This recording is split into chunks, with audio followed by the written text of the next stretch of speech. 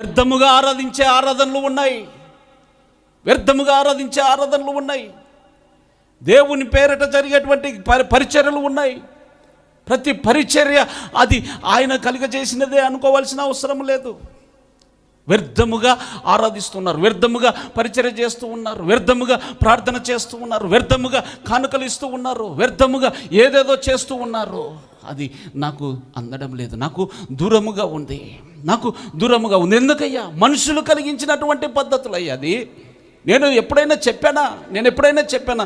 సమయం లేదు కనుక ఇంకోసారి నేను చూపిస్తాను. ఇర్మియా గ్రంథంలో ఆయన చెప్పినటువంటి మాట కనీసం నాకు అది తోచలేదు అంటే ఆయన తండ్రి చెబుతున్నటువంటి హృదయంలో నుండి చెబుతున్నటువంటి మాట నాకు తోచనటువంటి సంగతి అండి మీరు సంఘంలో ప్రకటిస్తున్నారే. నాకు ఆలోచన కూడా రానటువంటి సంగతిని సంఘంలో ప్రకటిస్తూ ఉన్నారే. నా ఊహలో లేనటువంటి సంగతిని సంఘంలో జరిగిస్తూ ఉన్నారు. ఎవరు? మనల్ని కన్న తండ్రి చెబుతున్నటువంటి మాట, మనల్ని తన రక్తము చేత కడిగి కొన్నటువంటి ఆ కన్న ప్రేమ చెబుతున్నటువంటి మాట ఏమిటంటే నా ఊహల్లో కూడా లేనటువంటి సంగతిని ఇదిగో ఈ కాపర్లు బోధిస్తూ ఉన్నారు.